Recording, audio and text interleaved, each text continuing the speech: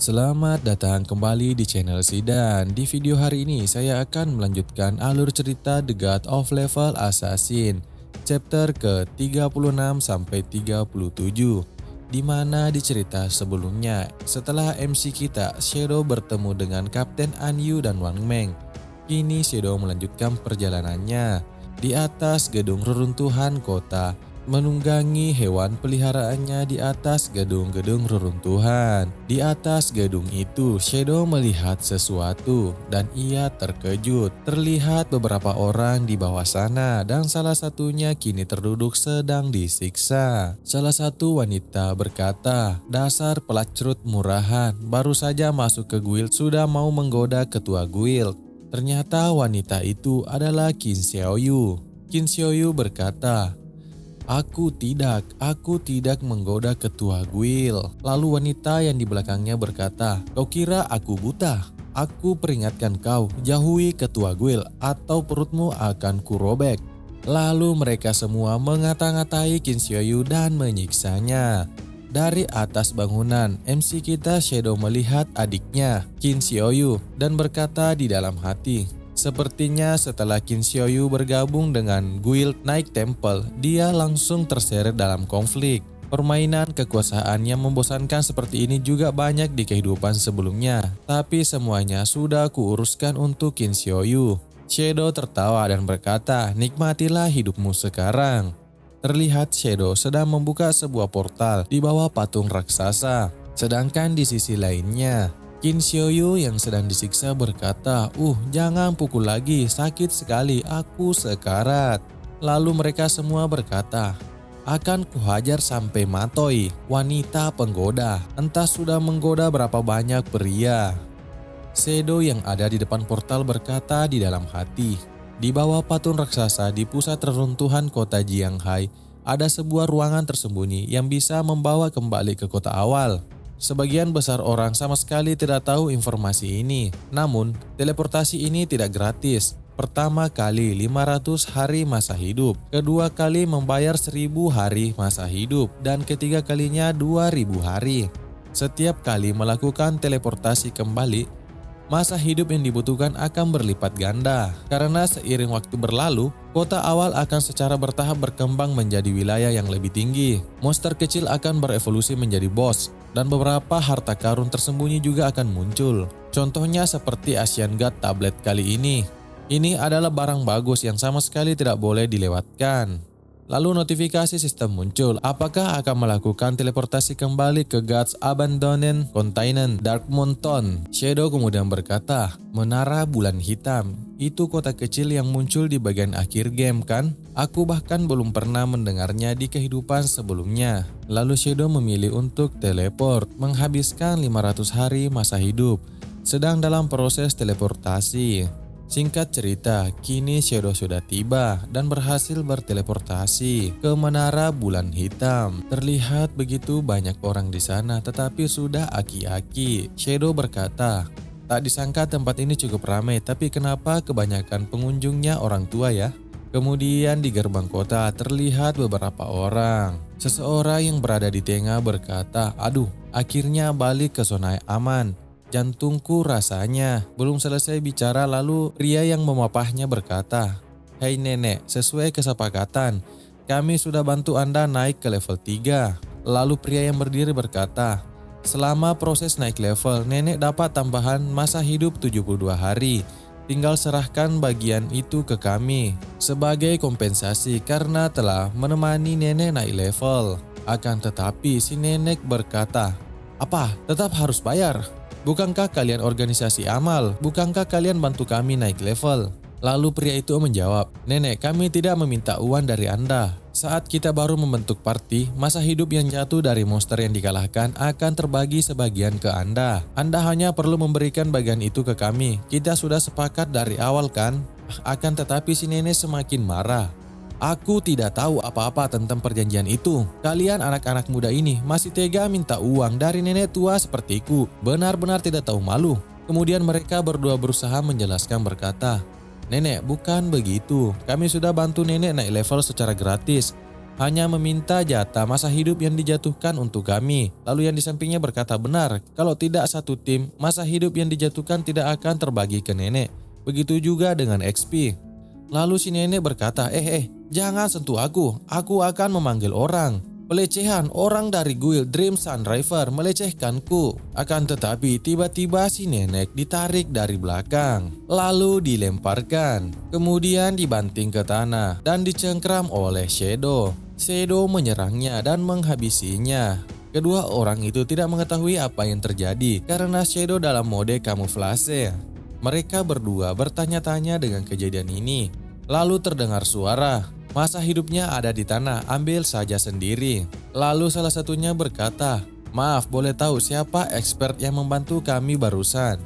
Shadow dalam mode kamuflase berkata, hanya kebetulan lewat. Lalu kedua pria tadi itu berterima kasih kepada seseorang yang membantu mereka berdua. Shadow yang beranjak pergi berkata, tidak bisa bertarung di dalam kota kecil ini memang agak merepotkan. Lalu di dalam hati Shadow berkata, Guild Dream Sunriver, ternyata tempat asal mereka adalah Menara Bulan Hitam. Sejak awal pendiriannya, guild ini memang sudah aktif dalam kegiatan amal, membawa para lansia ke God's Abandoned Contain secara cuma-cuma agar bisa bertahan hidup. Kemudian mereka mendapat pengakuan resmi dan dukungan besar dari pemerintah. Jika dilihat dari jumlah anggota, Guild Dream Sunriver adalah asosiasi terbesar di wilayah Waxia bagian atas. Di akhir zaman yang kacau ini, dunia justru membutuhkan lebih banyak orang seperti ini. Cerita kemudian berpindah di dalam sebuah hutan. Terlihat sesosok monster yang sedang dililit akar-akar kayu. Ternyata itu adalah skill dari teman Qin Xiaoyu yang sebelumnya. Ia bernama Chuyan.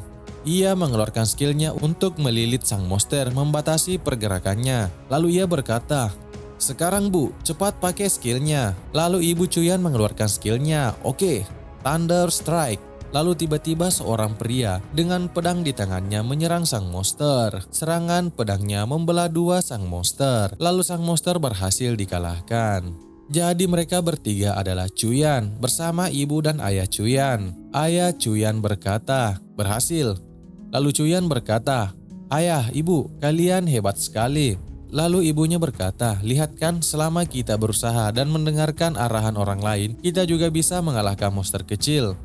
Setelah mengalahkan sang monster, mereka melanjutkan perjalanan. Ayah Chuyan bertanya, oh iya Chuyan, teman baikmu Xiaoyu benar-benar bergabung ke guild Night Temple itu? Kudengar guild itu mengenakan pajak tinggi pada anggotanya. Lalu Chuyan menjawab, iya, aku mengajaknya bergabung dengan kita di guild Dream Sunriver. Aku bilang padanya, Dream Sunriver adalah guild amal, isinya banyak orang seperti kita yang tidak jago main game, tapi saling bantu dan ada juga membimbing juga, tapi dia tidak mau. Ibu Chuyan berkata, tapi sekarang dia sudah level 10. Orang dari Night Temple yang membantunya naik level.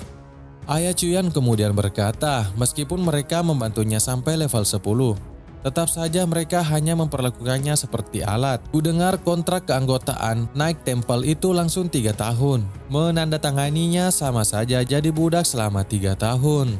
Ibu Chuyan berkata, hah? Kalau memang nggak punya kemampuan, ya tinggal bunuh monster kecil pelan-pelan sambil ngumpulin masa hidup dan XP. Dan ayah Chuyan berkata, kayak kita gini aja, cuma bunuh monster kecil, ketemu bos langsung kabur, kan juga nggak masalah. Tapi menurutku, Xiaoyu dia itu luar biasa, soalnya dia punya profesi tersembunyi. Kalau dari sisi itu dia memang lebih hebat dari kita. Lalu di tengah-tengah pembicaraan mereka, muncul serangan anak panah yang begitu banyak yang langsung mengenai ayah Chuyan. Terkena begitu banyak damage sehingga ayah Chuyan dikalahkan, yang membuat Chuyan dan ibunya syok melihat itu. Lalu orang-orang yang menyerangnya muncul dan berkata, lihat, damageku satu skill langsung membuat dia tewas. Lalu kedua orang yang ada di belakangnya seperti tampilan assassin berkata, memangnya ada orang jago dari guild Dream Sunriver, isinya cuma sampah semua. Dan yang satunya membenarkan perkataannya, iya juga sih, siapa coba yang mau bawa-bawa orang tua renta begitu. Lalu pria yang di depan berkata, kalian berdua serahkan semua masa hidup kalian sekarang. Chuyan menjawab, pemerintah jelas-jelas melarang pembunuhan di luar kota. Kalian tidak takut jadi buronan? Hah? Persetan dengan otoritas, mereka tahu siapa aku. Jangan banyak omong, aku akan memberi kalian waktu 3 detik. Chuyan kemudian berkata, jangan harap. Ibu, aku akan menahan mereka, cepat panggil bantuan lewat saluran guild. Ibunya berkata, oke. Akan tetapi pria itu langsung menyerang dan berkata, bosan hidup ya kalian. Serang. Yang tua bunuh saja, yang muda biar kita main-mainkan, ucapnya. Kedua pria yang berpakaian asasin menyerang Chuyan. Akan tetapi, tiba-tiba keduanya diserang seseorang yang membuat Chuyan terheran. Sedangkan pria itu juga terkejut melihatnya. Belum sempat berbicara, tiba-tiba ia terpenggal. Ternyata yang datang menyerang mereka adalah Shadow dengan tunggangannya. Melihat itu, pria yang dipenggalnya berkata, Shadow. Setelah Shadow mengalahkan mereka bertiga, kini mereka semua hidup kembali di tengah kota. Mereka berkata, sial, kenapa aku kehilangan begitu banyak masa hidup? Semua masa hidup hasil barterku hilang. Lalu pria yang di depan juga berkata, aku juga, apa ini? Karena status killer. Meskipun kita dalam status killer, tidak mungkin masa hidup kita habis seperti ini. Mereka semua sangat panik dan berkata, kalau begini terus aku bakal mati. Harus buru-buru bunuh monster buat mendapatkan masa hidup lagi. Akan tetapi terjadi sesuatu. Mereka bertiga tiba-tiba mendapat serangan sebuah pedang bercahaya dari langit. Mereka semua terjatuh tumbang. Lalu mereka melihat seseorang datang dan berkata, Black Dragon is still a dragon, spicy chicken, flavored chip, dan flying will bull. Kalian adalah. Pria yang berjubah merah berkata, tidak bisa bergerak. Kemudian orang yang datang itu berkata, 3 orang ini sudah membunuh dan merampok player di mana-mana. Akhirnya kita berhasil menangkap mereka. Kami adalah official bounty hunter. Harap berikan informasi identitas kalian di dunia nyata. Kami akan menangkap kalian sesuai hukum. Jika kalian melawan, kami akan segera menghabiskan masa hidup kalian saat ini juga. Kembali di dalam hutan, diperlihatkan ternyata Shadow mengaktifkan skill bunga mawar merahnya ke tubuh 3 orang itu untuk menyerap masa hidupnya walaupun sudah kembali hidup di tengah kota. Lalu Chuyan berkata, terima kasih Bos Shadow, ini berkatmu, kalau tidak aku dan ibuku sudah pasti celaka. Shadow berkata di dalam hati, tak disangka gadis bernama Chuyan ini cukup baik, berhati baik dan juga berani. Benar-benar berbeda dengan Qin Xiaoyu. Entah bagaimana mereka bisa menjadi sahabat, tapi untunglah sekarang sudah berpisah. Chuyan kemudian melihat masa hidup lutingan yang ada di bawah, lalu mengambilnya. Kemudian ibunya bertanya, orangnya kemana? Chuyan hanya menjawab, ini masa hidup ayah yang dijatuhkan. Lalu ibunya berkata, Nak, kenapa orang itu tiba-tiba menghilang? Lalu Chuyan berkata di dalam hati, tidak kusangka, Bos Shadow nomor 1 di dunia ternyata orangnya baik. Di sisi lain di dalam hutan terlihat seseorang sedang menunggu. Mereka berkata, bukankah Kapten Anyu bilang, Shadow itu akan sampai dalam beberapa menit, ini sudah hampir setengah jam. Apa sih yang sedang dilakukan Shadow itu? Di tengah-tengah pembicaraan mereka tidak menyadari bahwa Shadow sudah hadir dalam mode kamuflase. Lalu pria yang memakai topi berkata, menurut kalian apakah Shadow bisa mengalahkan bos-bos di dalam sana? Lalu pria di depannya menjawab, kurasa tidak mungkin, mereka itu bisa hidup kembali. Lalu pria yang bertopi tertawa dan berkata, bos monster yang bisa hidup terus, dia berani-beraninya menghadapinya. Shadow melewati mereka semua, lalu berkata di dalam hati, Ancient God Tablet akan menambahkan 1 efek positif dan 1 efek negatif pada equipment. Jika bertarung, efek tersebut bahkan bisa mengubah sifat dari profesi. Kabarnya seseorang pernah melihat peringkat 7 dunia menggunakan 7 tablet itu dalam pertempuran untuk memanggil bayangan Ancient God dan membunuh bos legendary. Bos monster berkelompok yang diciptakan oleh Ancient God Tablet memiliki mekanisme khusus dan kemampuan yang berbeda-beda. Terkadang bos monster tersebut bisa menghilang dan memiliki level stealth yang sangat tinggi, membuat player bisa mati mendadak hanya karena lewat. Kadang-kadang bos monster yang sebenarnya adalah penyihir summoner yang bersembunyi di suatu tempat. Dalam kasus seperti ini, bos yang dibunuh player akan terus hidup kembali tanpa henti. Informasi yang diketahui saat ini adalah setelah dibunuh, mereka akan hidup kembali dan semua bos akan mendapatkan atribut. Biasanya kebangkitan dan efek atribut dipicu setelah membunuh satu bos secara individu. Jadi kalau semua bos dibunuh secara bersamaan, apakah mereka masih akan hidup kembali? Ini layak dicoba. Kini Shadow sudah tiba di kelompok monster yang disebutkan Kapten Anyu sebelumnya. Shadow kemudian mengeluarkan makhluk summonernya. Shadow berkata, ganti dulu ke Pendant of the Faithful. Lalu gunakan seorang makhluk summoner untuk menguji. Monster panggilan yang dipanggil MC kita menyerang monster-monster yang ada di hadapannya dari belakang. Monster-monster itu menerima damage cukup banyak, akan tetapi itu tidak mempan. Lalu sang monster berbalik, lalu menyerang kembali makhluk panggilan Shadow, lalu dikalahkan dengan mudah. Melihat itu, Shadow berkata, semuanya level 10. Tidak ada efek balik serangan. Dari segi atribut, mereka kira-kira 2 kali lebih kuat dari boss gold biasa. Kalau begitu, aku akan menggunakan skill Dark Knight Ring Blade. Shadow berkata, matilah.